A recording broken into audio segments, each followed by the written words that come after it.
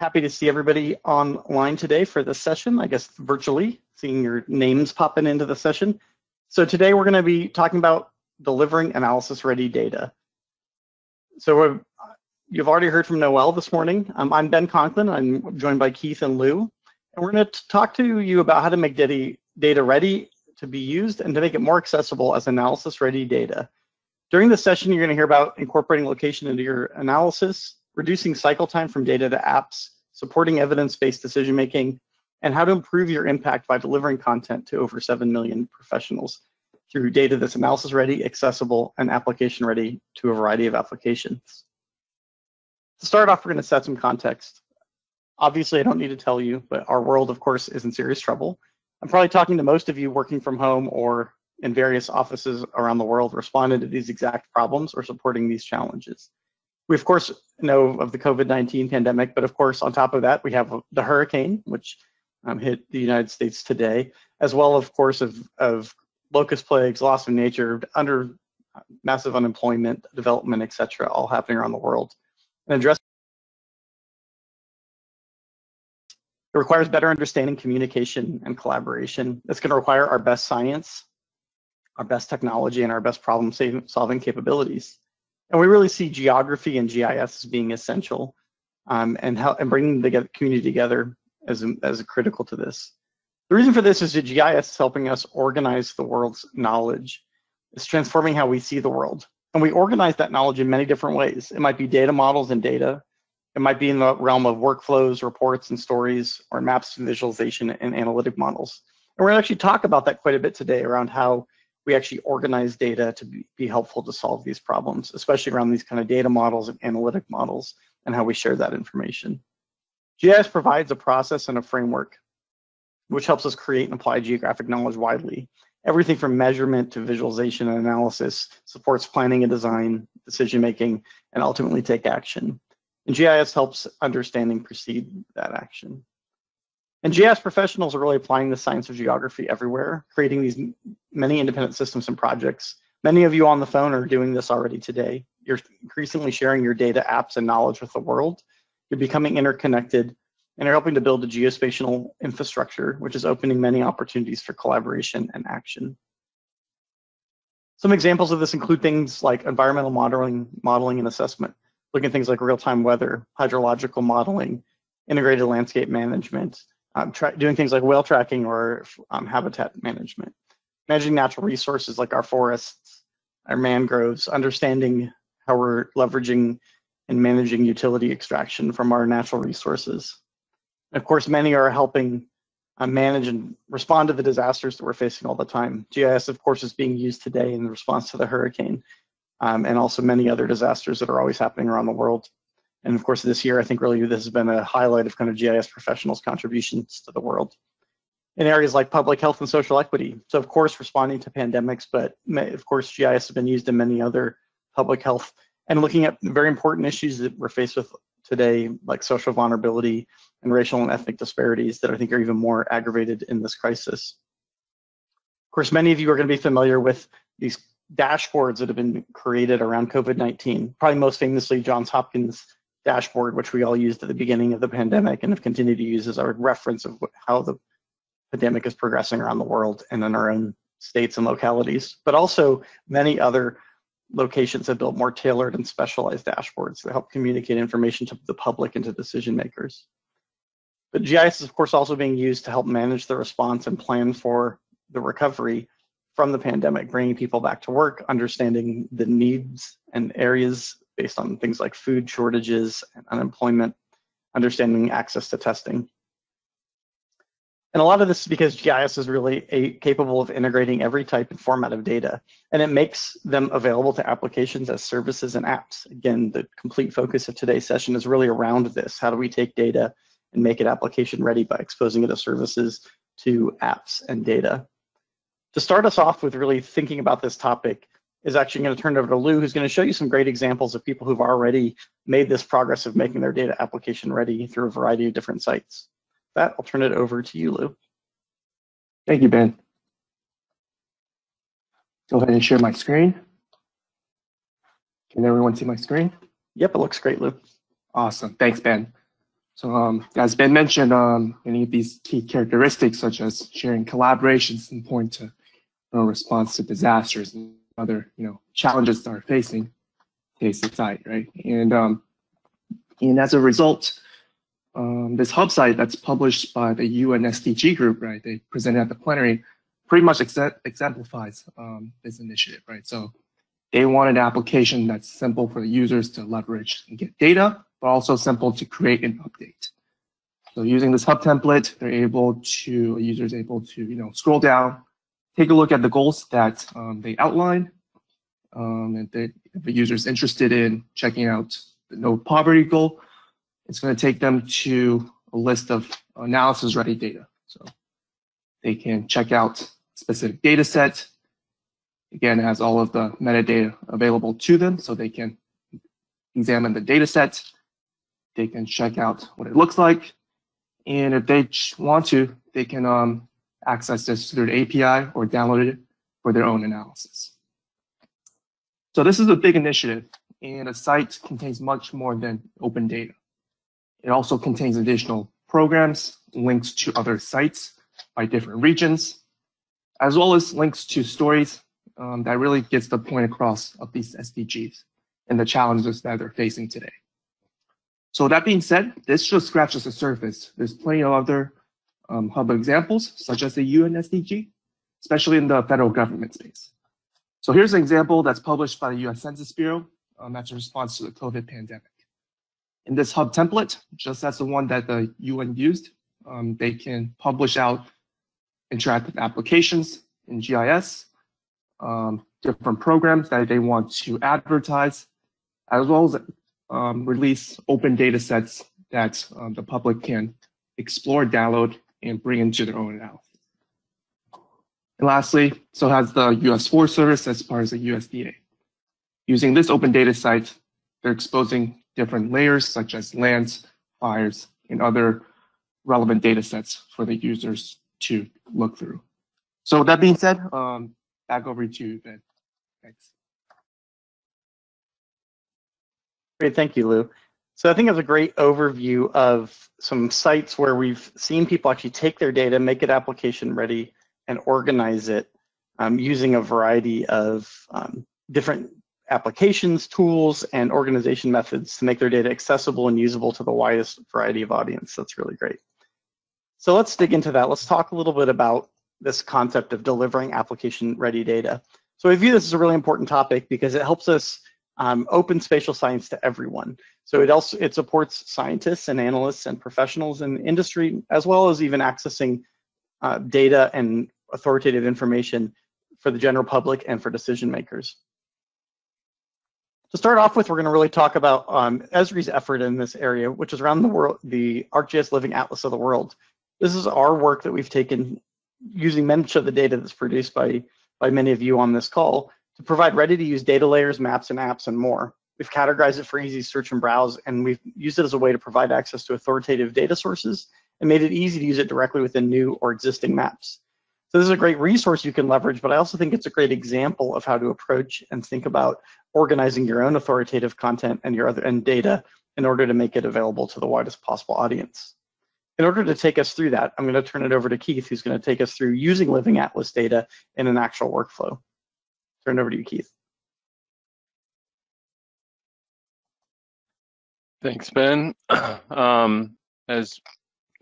So my name is Keith Van Graafland, and I'm a product engineer on the Living Atlas of the World team. And today I'd like to provide you with a brief overview of the Living Atlas of the World, as well as show a demonstration of how you can use some of the content from the Living Atlas of the World within ArcGIS Pro to enhance your work. So the content from the Living Atlas of the World comes from our community of partners and distributors and government organizations, much like the folks that are on this call today, and as well as individual users that they're making their maps and their layers available through ArcGIS Online. So we work with these folks to help contribute and curate their content. So this content is not hosted by Esri. it's hosted by these folks, and it's made available through the Living Atlas of the World to broadcast it at a higher level. In a nutshell, the data that lives within the Living Atlas of the World is authoritative, which means it's coming from an authoritative source or agency.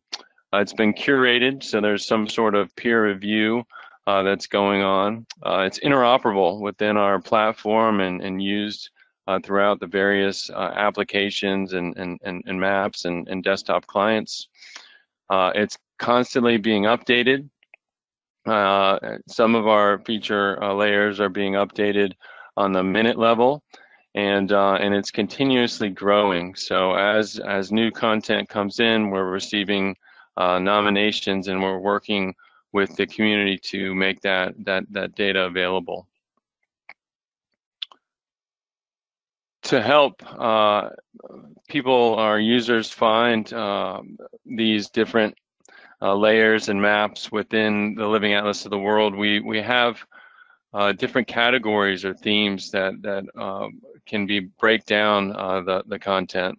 So here, most of us are using some of the maps and layers from the Living Atlas of the World, whether we know it or not. So whether it's the base maps or different imagery layers that are very popular, or an environmental content, or infrastructure, boundaries, and people. These are the different themes that make up the Living Atlas of the World.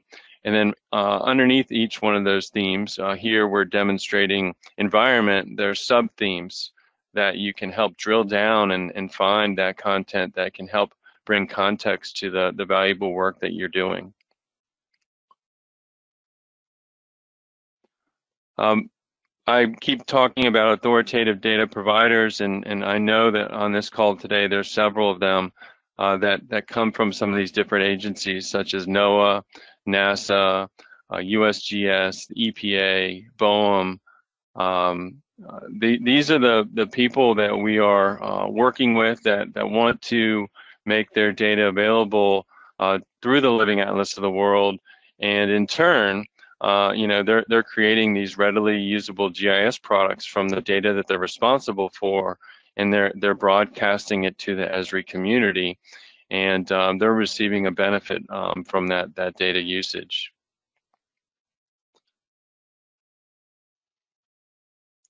And with this, with these contributions, we're seeing a really interesting and exciting new pattern emerge, where after these data sets and layers are made available, they're not done. Other people are coming along, and they're starting where the nomination or that contribution has finished. So it's really interesting to see the derivatives that come out of the Living Atlas products that are out there. From someone just runs with a layer and uses it within their work, it's really exciting. So we are really happy to be able to see these new patterns emerge and to help bridge the gap and make this content available.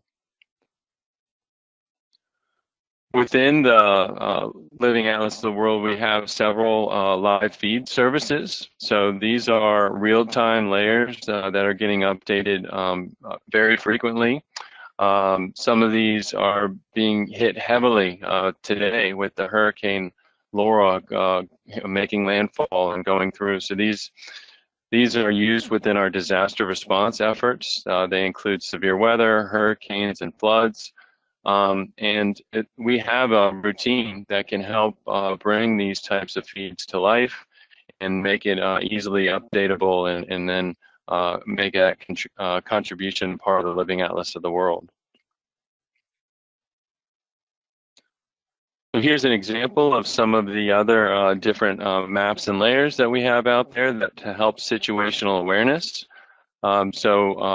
Not only these layers important to understand what's at risk, you can start to identify what's vulnerable, right, with some of this forecast information. whether it's these weather watches and warnings, different storm reports, understanding where an active hurricane is or recent hurricanes. We have the layers to help support situational awareness, and these are really important to be able to bring value to the work that you're doing.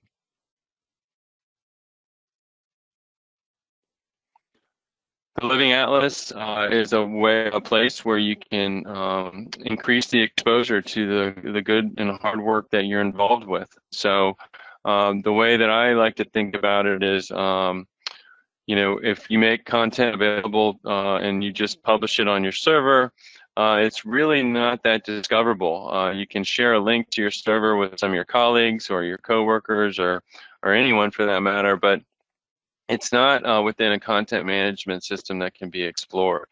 Once you put it within that content management system, that's ArcGIS Online, and it can be discovered, it's searchable, and people can begin to browse and find your content.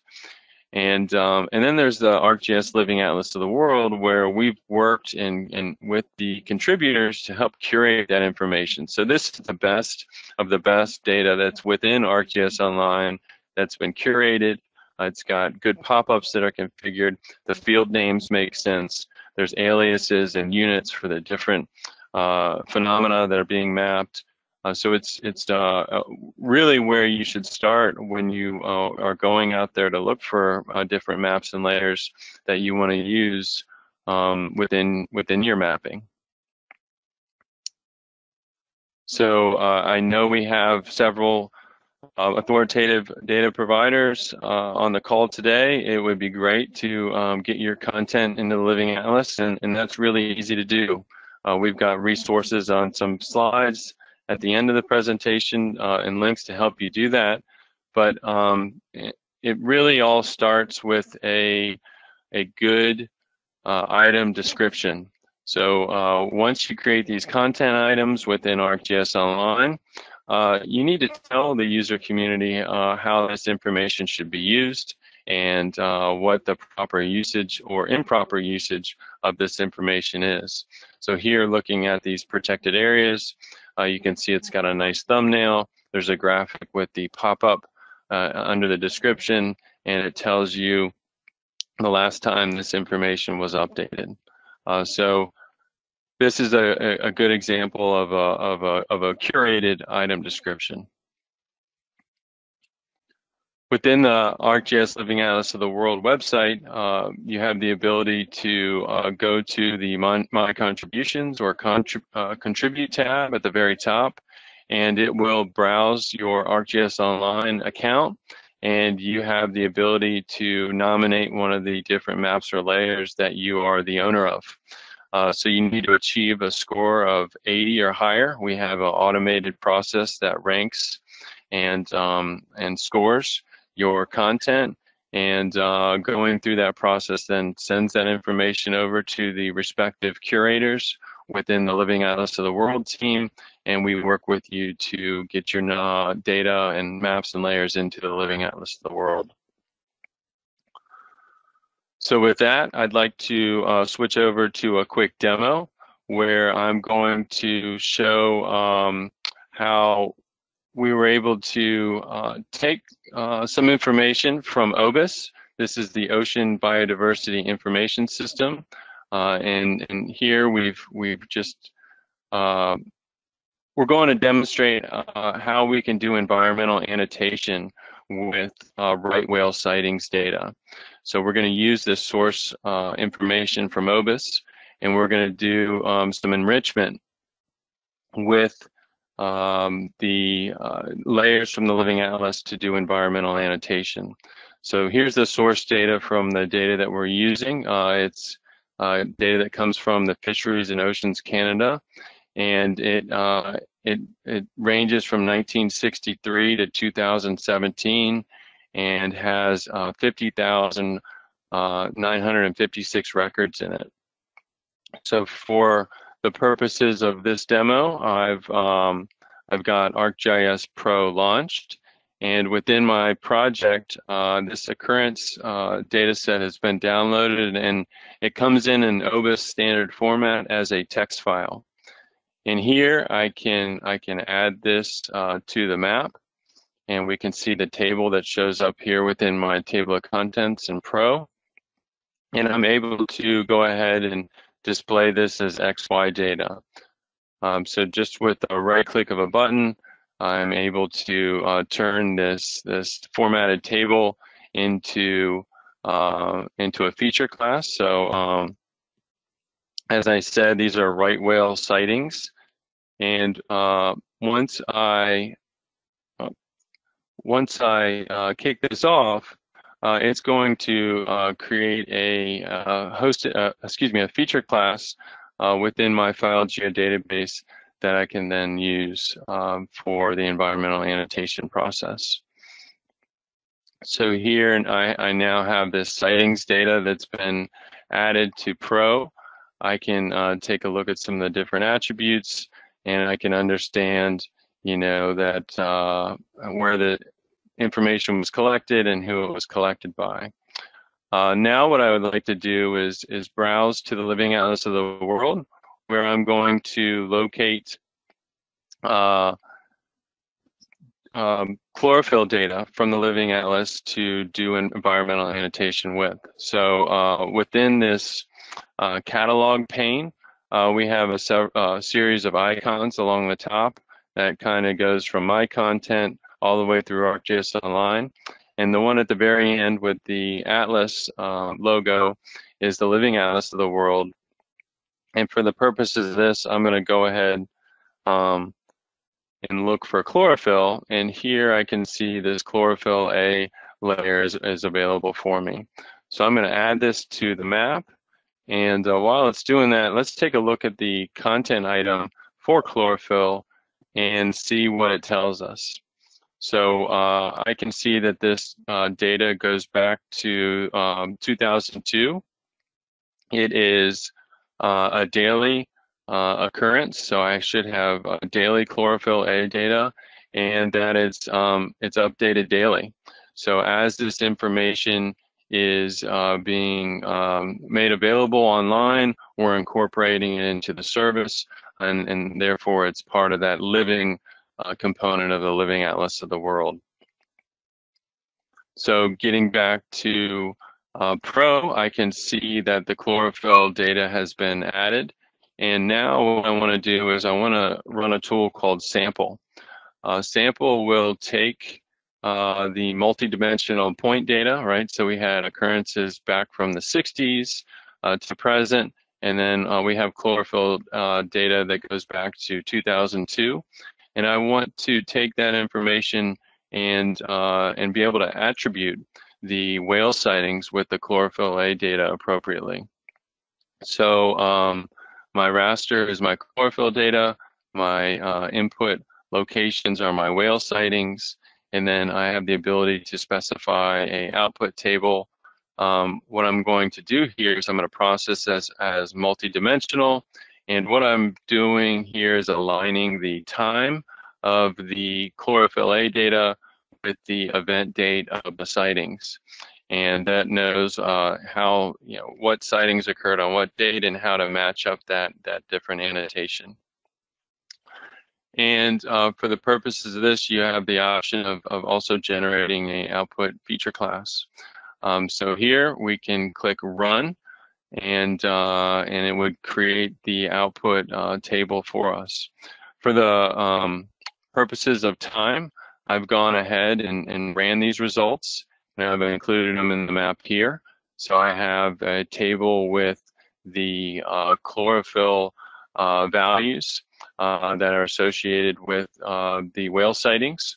In areas where the data is null, we expect that within daily chlorophyll data, there are several holidays that might occur. So we can remove this quickly by doing a definition query and specifying, chlorophyll A would not be null, and you can apply that, and you can see only the sightings that have been enriched with actual chlorophyll data at that point. And then what's really powerful here is the ability to create a chart. So here's a chart that was created that shows those different values over time and the ranges of chlorophyll that were associated with each one of those whale sightings. And then the interactivity between the chart and your pro experience, your spatial experience, to see where these values, where they were high, where those locations actually do fall within a map. So Living Atlas is very powerful, has lots of information that you can use for your work, and I encourage you to check it out. So thank you, and with that, I'll kick it back to Ben. Thanks a lot for that, Keith. That was really great. If any of you have audio issues during that portion, just to let you know, we will be posting a recording after that you can listen to that will have audio. For the most part, I think for many of us is working, but I know some of you are reporting audio issues. So just to let you know that when the recording, we have another version of it with clear audio that when we post that we'll use. So thanks for that, Keith. That's a great presentation and demonstration on kind of the power of this application-ready data, along with the kind of rich resources in the Living Atlas. And really this is about helping us improve our spatial modeling and analytics capabilities by advancing science in order to create new insights, integrating open data science and tools into workflows, and pushing those out into capabilities like modeling, three-dimensional modeling, object detection, AI analysis, this complex multidimensional analysis, real-time analytics. So we talk about the areas of spatial analysis and data science. This encompasses many kind of workflows and disciplines and kind of skills needed, I'd say, across kind of the GIS spectrum. Data engineering, everything from kind of visualization, exploration, analysis, whether it's using machine learning or big data analytics, modeling and scripting. So that's kind of the wide field of spatial analysis and data science. As we start to dig into specifically the idea of analysis-ready data, where I think the key kind of focus is in the two areas of data engineering and sharing collaboration. And what I find is you really need to think about both these topics as essentially kind of two sides to the same coin, or two things that you need to think about simultaneously when you're approaching a project. On the data management side, you need to consider, how do I maximize efficiency, performance, and accuracy with my data? On the sharing and collaboration side, you need to consider, how do I build functional, scalable, and resilient services? And we're going to go through these questions in a little more detail to talk about the considerations you need to keep in mind as you work through all of these. And again, you need to kind of do all of these up front as you're starting to plan your data projects. So on the data management side, you're really focusing on designing data and some considerations there, areas like data storage and architecture, and how do you address the health and accuracy of your data. On the sharing and collaboration side, we're going to talk specifically about what it means and why you would adopt a service workflow. Talk about system selection and capabilities and how to design and deploy services. In terms of designing data and kind of the data management discipline, we have a few dictates that we like to follow. We like to make sure we use appropriate data types based on content available, not on how it's used. We make sure we use appropriate links in our data. And our ultimate aim is to have reusable data. And some conventions that we recommend following is have a convention around whether you use plural or singular approach. So if it's multiple items, then it should be plural. If it's addressing a single topic, it's singular. Avoid using special characters and spaces in your data to make it accessible to multiple services. Use coded value domains to add meaning to your data that makes it more clear what your data's values represent. And related to that, specify units, and you can do that using field aliases in your data. So it's clear to people using the data what kind of units the attributes are in. And then protect your data integrity. Apply constraints on your data and avoid on-the-fly data structure manipulation or creation. This is something we can do a lot now with great scripting languages like Arcade, but in general, there's a performance cost and a difficulty in doing that. So whenever possible, if you need derivative data to be calculated from your original data, do that to the data and store it with the data beforehand, instead of doing it on the fly. In terms of storage architecture and some considerations you need to think there, you need to address the client location, whether it's centralized or decentralized. That will often be specifically addressed by how the data is going to be consumed, how many people are going to be reading the data versus writing the data. So the people who are writing the data generally need to be close to the data, where people reading the data can have more remote access to the data. Then ultimately, how do you want to store your data? You can store it in local file shares, local databases, and then cloud or data center. If you want to make it most widely available services, you want to leverage the cloud. And of course, we have tools to help you take your data from local systems to the cloud. In terms of health and accuracy, when we think about data management, we want to plan for change. So I think it's probably one of the biggest mistakes I see people make with data is they don't plan for change. One of the ways you can actually best plan for change is to avoid redundancy in your data. So when you're changing out your data sets, you're updating the minimal set of areas with new data. You need to protect your data content. That includes implementing quality assurance and quality control workflows, and you can leverage tools like versioning and replication to help with that. In terms of maintaining your data, you need to maintain the versions of data that exist, maintain and execute backups, and then manage the users and ArcGIS software related to the data. So in terms of adopting services workflows, hopefully so far you've seen some amazing examples of why you want to service enable your data. So taking your data sets and making them available to the widest possible audience. It helps you share your geospatial resources. It helps it be consumed in a variety of types of information projects. But services also provide this consistent configuration, so it makes it easier for clients to access your data through a consistent configuration. It does not require specialized GIS software to work, and helps support a variety of different ways to access and work with the data. So in terms of designing and deploying services, here's some considerations. Basically, you want to determine the type of service based on the capabilities. So for example, image services for imagery when you want to do analysis on it. Map services are really for visualization, and feature services for serving up vector data, again, when you want to do analysis or on-the-fly cartographic changes to the data. When you think about the cartographic design process, you want to make sure you're defining the extent on your data, simplifying it wherever possible, or aggregating it prior to serving it up, and use scale dependencies to make sure that people who are accessing your data for maybe a variety of different purposes will only get the data they actually need at the scales that are appropriate. When you're creating these information products, you want to publish services and then reuse those services. And then you can create a host of views. So if you have different ways you want people to look at that data, you can create a variety of different items and views of that data that let people actually access it with predefined views on the same exact data sets. So now that we've talked through some of those key considerations in the realm of data engineering and sharing and collaboration, we're going to move on to probably what is to many of you the most exciting part of analysis-ready data, and that's analytics and visualization. So that encompasses many different areas that we're going to dig into now. So of course, from a spatial analysis and data science perspective, it's really about solving problems and advancing science. We do that through a variety of ways. Of course, things like data engineering we talked about, but also creating effective and useful visualization and doing exploration with our data, performing spatial analytic tasks on our data, integrating tools like machine learning and AI to help us understand large data sets or hard to find patterns and trends in data, performing big data analytics with those kind of tools, and then managing our analytic process and sharing it to others through modeling and scripting. There's many different approaches to the spatial problem solving. We can actually access these tools in a variety of different ways. We can access it through ArcGIS Pro. We can use notebooks, Python notebooks, and of course just regular scripting through Python and R. And we can use that as a great way to integrate open source data science tools into ArcGIS in order to create really robust analytic processes. One of the key newer tools in the GIS toolbox is this idea of ArcGIS notebooks, which are Jupyter notebooks, which are built for integrating modeling and automation. We can access these now in essentially all the parts of ArcGIS, whether that's ArcGIS Pro in the desktop, through our enterprise, through on-premise servers, and online through just totally fully hosted options, which gives us some really great ways to access and perform spatial analytics and share results. We can use notebooks to do things like our data engineering tasks, to manage and update and enrich our data. We can use it, of course, for spatial analytics. We can use it to integrate artificial intelligence, machine learning, and deep learning into our workflows. And we can use it to automate routine tasks and management tasks. And we can use it with all the types of data that we can serve up as services.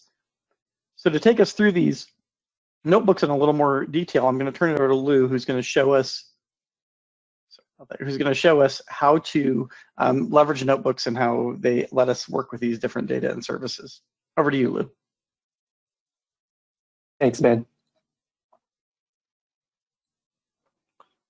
So earlier, towards the end of Keith's demo, he showed you an end-to-end workflow using ArcGIS Pro desktop GIS, incorporating data analysis, ready data, right, from the Living Atlas services and other sources. But if you're comfortable working with Python today, we actually brought in a Python workbench straight into ArcGIS.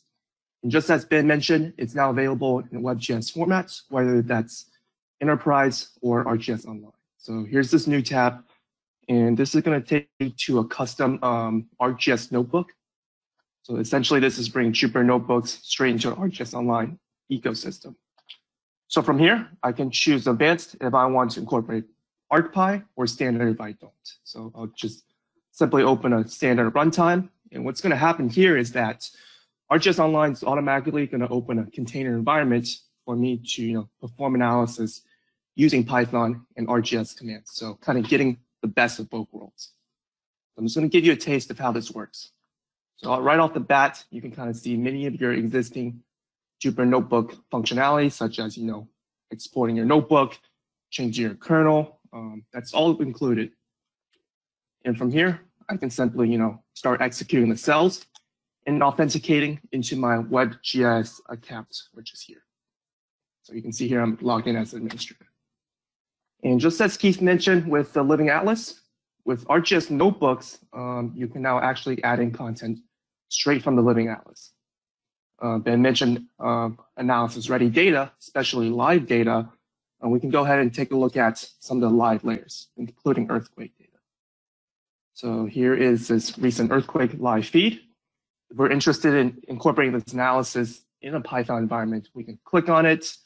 And you can see here it's why it's so important to add in relevant metadata. And once we're happy with the data that we're seeing, we can straight up add it to our notebook. And what's happening is that it's going to assign this new layer, this service layer, to this variable called item. So we can go ahead and execute the cell. The next thing we might want to do is to add the layer to our map. So we can create a new map instance. The map object is part of the GS class. And if I hit Shift, Enter, as I would in a normal Jupyter Notebook, it's also going to provide me documentation on exactly which parameters I need to ingest. So in this case, we want to inspect the whole world. So we can just leave that blank and see what this looks like. So by calling this, we have this interactive map widget in our notebook that we can share out with our users so they can interact with our workflow. So next step is obviously to add in our map, our layer. So we can call the layer. And we're going to pass in that item. So in this case, we now have all of our earthquake data, recent earthquake data via live feed added to our Python notebook. So I can click on a specific earthquake that happened recently and get all of its corresponding data. But as scientists and analysts, this isn't enough, right? You're familiar with data science libraries such as Python, visualization libraries such as PyPlot. So with ArcGIS Notebooks, we bring that straight into ArcGIS environment. So with this latest release, we have over 325 ready-to-use Python libraries that are directly incorporated into ArcGIS Notebooks. All of their versioning works well with one another, and you can now bring in those libraries to interact with your GIS data. So in this case, I'm going to bring in pandas and matplotlib, as well as these accessors, which are going to give me spatial capabilities to my existing pandas data frame. So you'll see how that works in a second. But once this is brought in, I can create a new spatial data frame, which is existing pandas data frame with actually a geometry engine on top of it. So now you can actually do GIS spatial analysis on top of your pandas data frame. So we're going to initialize our pandas data frame from our earthquake data. It's going to be a spatial, and the accessors give us the spatial capabilities, and we're going to import it from our layer. So you can choose other options as well, but in this case, we want to point towards that layer REST endpoint, which is under the item. And sometimes each item may contain multiple layers, so it's important to define the first layer as part of that item. So now we have a pandas data frame with a spatial component. So we can visualize the first few columns, first few rows, and you can kind of see the last column here is that shape. It's that geometry engine that powers, that gives spatial attributes to our data. But also acts like a normal pandas data frame. So, I can take a look at the columns, and I can also start performing additional analysis. So in this case, we're interested in visualizing the distribution of the strength of these recent earthquakes. So maybe we can make a histogram plot. Obviously, we need the magnitude column, so we'll go ahead and get that data. And we also need a few bins to make our plot. So we'll give it 10. And this is what it looks like. So you can kind of see most earthquakes are inherently weak since and makes that exponential decay function since earthquake strength exponentially increases with magnitude. So using the ArcGIS notebooks, we also make it easy for you to do geospatial analysis. So using the built-in GUI again, we can point towards our analysis tab. And since we have a lot of point data, in this case, we can use an unsupervised clustering algorithm to find out exactly where earthquake clusters are, more notably recent earthquake clusters. So by clicking on that tool, it's going to add in all of the relevant libraries and functions that's required to run this tool. So we're just going to go ahead and run this. And we can create a final layer that represents the output of this tool. And from here, we can simply pass in the parameters. So again, I can hit Shift and Enter.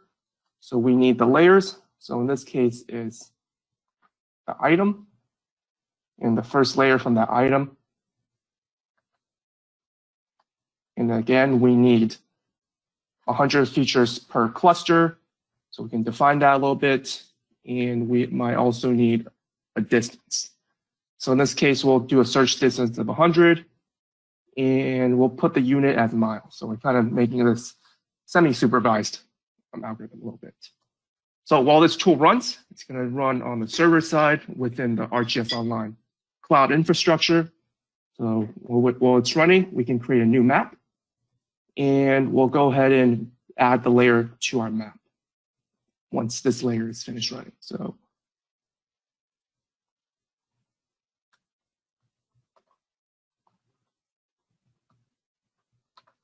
and we can see what it looks like.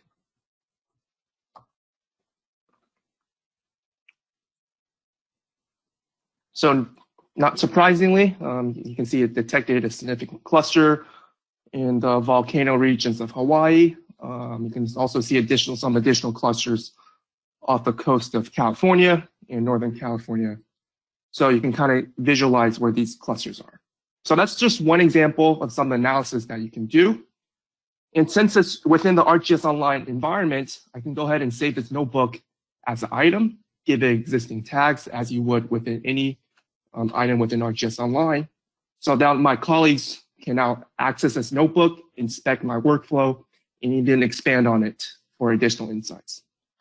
And lastly, for you to get started, the product team has also included a bunch of sample notebook templates that are ready to run and for you to use, right? So this includes administration workflows, but also, various analytical workflows, whether that's data visualization, you can see deep learning, interpolation, other analytical prediction techniques, random forest, as well as other downscaling techniques.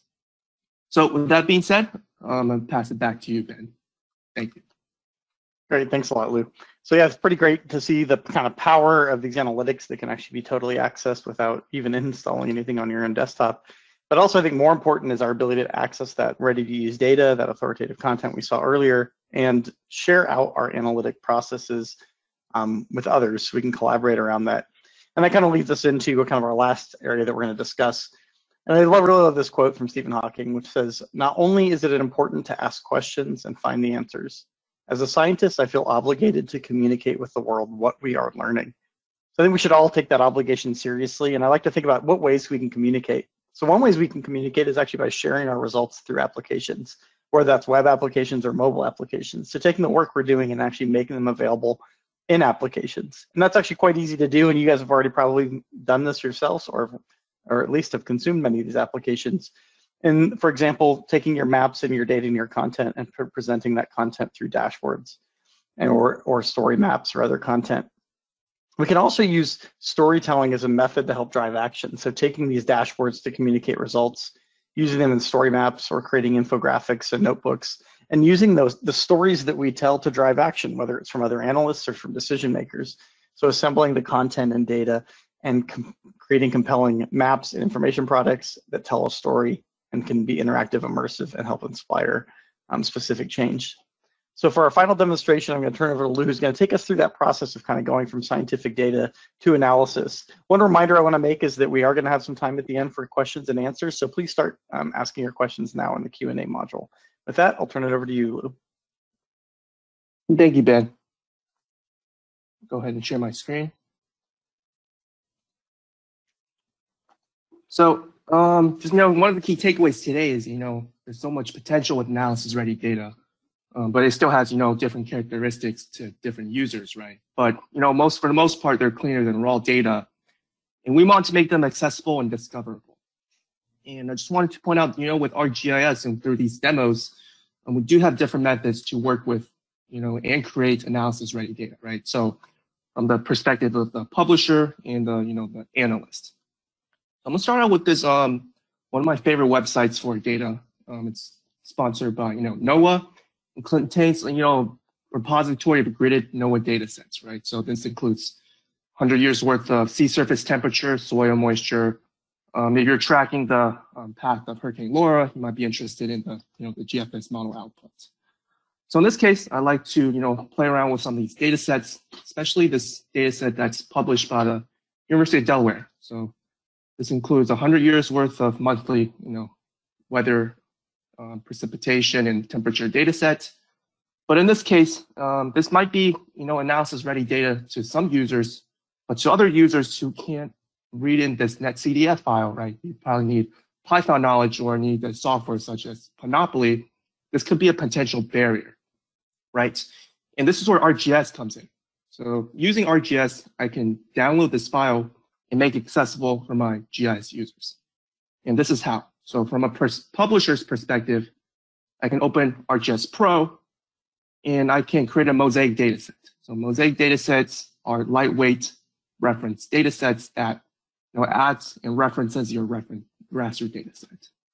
So in this case, I downloaded my netcdf file, 100 years worth of precipitation data, and I go ahead and add it to this mosaic data set. So what this is going to do is that it's going to actually dissect the multidimensional data and also attach a corresponding data table to this data.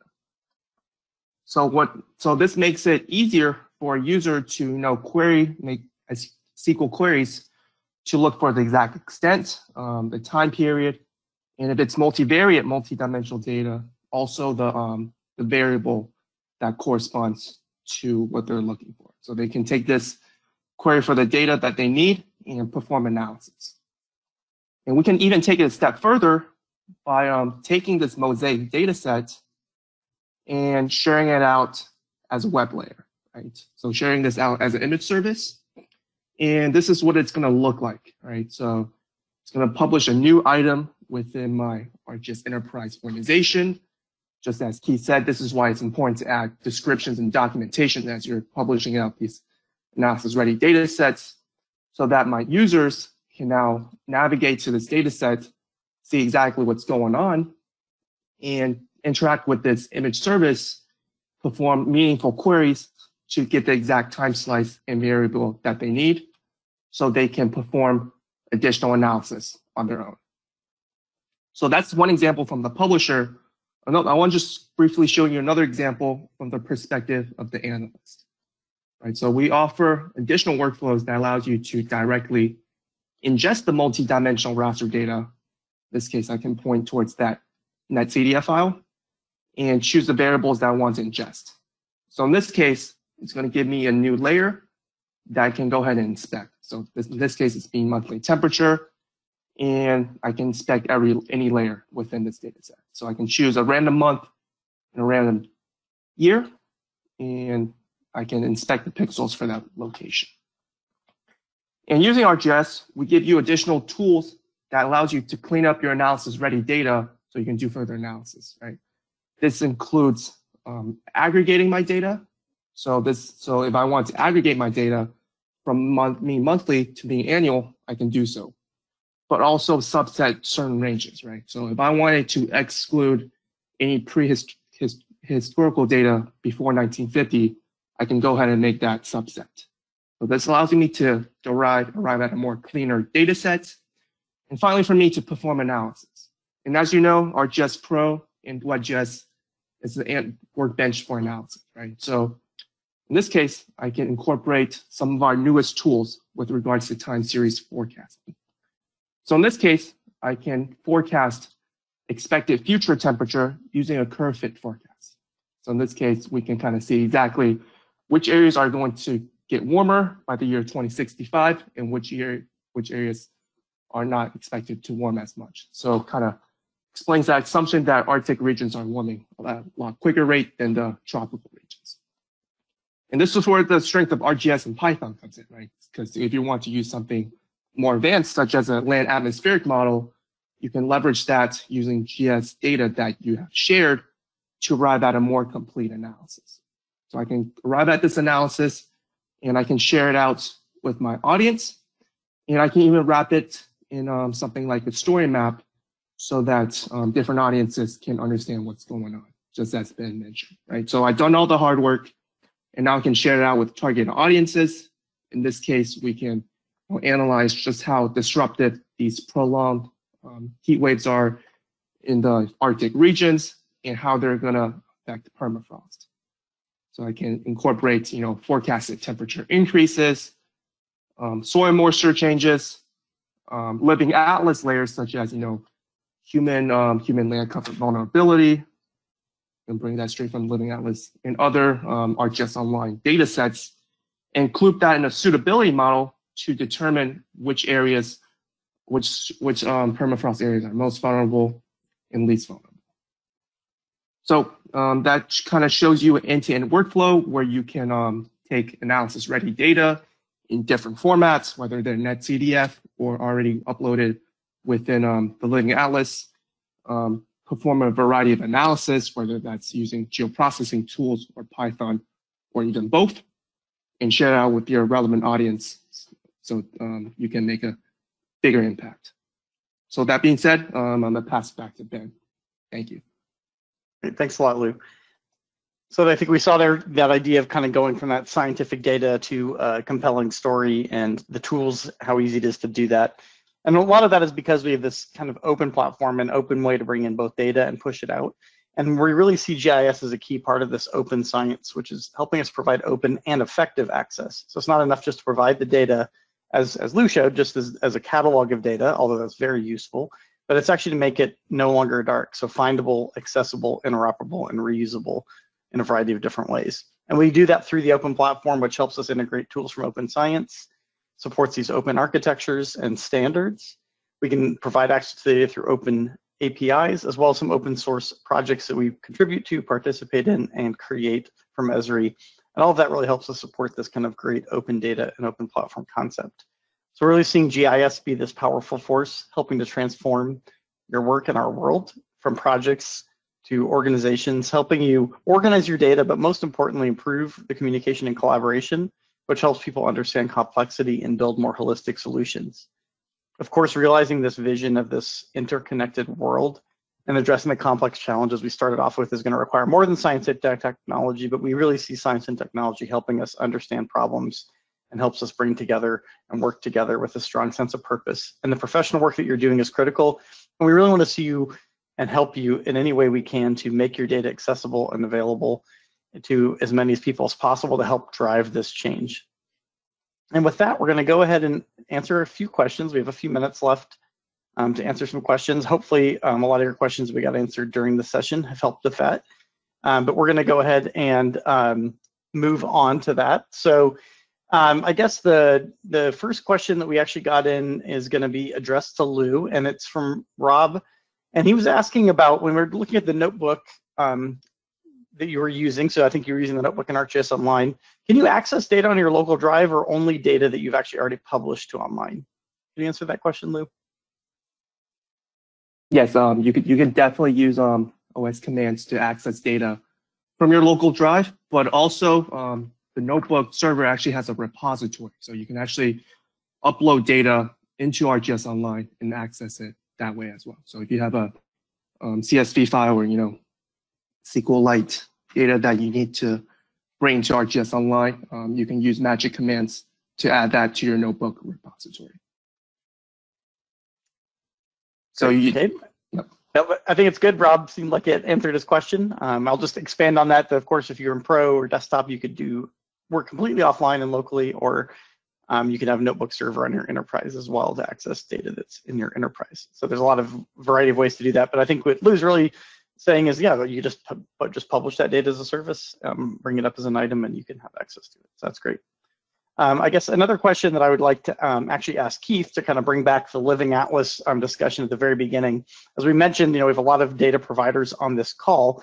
Maybe you could just share some tips if they're interested in trying to get their organization's data published through the Living Atlas. Anything from your experience that you'd like to share with the group? Sure. I think that there's a lot of value within the automated scoring process of going through the contribute function there in the Living Atlas website. So just going there, it's an interactive process where you can learn more about what's actually required of the item description. And it rates your tags, it rates your title, it looks at the number of characters that you have within your item description, and it gives you a score based upon that. It really provides some good foundational judging for your content item that I think a lot of organizations could benefit from as well. And then, and then just there is no one layer that answers many questions. I mean, there is, but just think about the use case for your data and try to make the content that you are working on specific to the answer you're trying to, the problem you're trying to answer. So I think it's keeping those things in mind are good pointers when you're developing data and then describing the data through your content item. That's great, Keith. And maybe one follow-up question to that, if you had any requests of this group on the phone today, is there any specific data that you would like to see get published that you haven't seen published to Living Atlas at this point? Yeah, so that's a great question. It's the way I look at it, it's a lot of the, they're kind of like flagship products that your users are coming to you and asking for on a routine basis. And then, you'd be broadcasting that to the Esri community and just making it more available. So we've got tons of authoritative data providers on the call. They all know what their big asks are coming from the user community. Going through that nomination process is really easy. It's just going to take a couple minutes, and at that point in time, I think they're going to get that return on investment back from the user community being able to access their layers. So really all of the flagship products that aren't already on there, which I think there's plenty, but there is a lot that's there. I mean, I'm constantly amazed, but yeah, there's still room for more. And of course, we're very interested. There's a handout that you can download that'll give you links to additional resources, as well as directly to get you into that, how to contribute to the Living Atlas. So I recommend everybody grabs that handout before you skedaddle. If you enjoyed today's session, we recommend that you register for some additional sessions. Coming up next is structured observations from imagery. You can listen to me talk about that again, along with some of my other colleagues from kind of the imagery world. And then we're going to dig in on topics related to that, like photogrammetry and 3D workflows, and then kind of moving on to GeoAI and facility management. We're actually adding new sessions all the time. We're going to continue this every 2-week national government webinar series, essentially as long as we're in this COVID situation where people are at home and looking for content. So if you have topics you're interested in, please give us feedback on what else you'd like to see us present on, and sign up for these webinars as we add them. So thanks a lot for your attendance. Grab the handout and have a good rest of your day.